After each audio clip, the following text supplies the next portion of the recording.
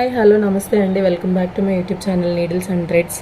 ఇది వచ్చేసి ఇంకో సింపుల్ వర్క్ అండి. ఇది వచ్చేసి మనకు చూడడానికి అయితే మీరు చూడొచ్చు, చాలా నీట్గా ఉంటుంది. సేమ్ మగ్గం లుక్ లాగానే అనిపించింది నాకైతే. ఇది వచ్చేసి మనకి కంప్లీట్గా హై నెక్ ఉంది. హ్యాండ్స్ అయితే ఇలా వచ్చినాయి.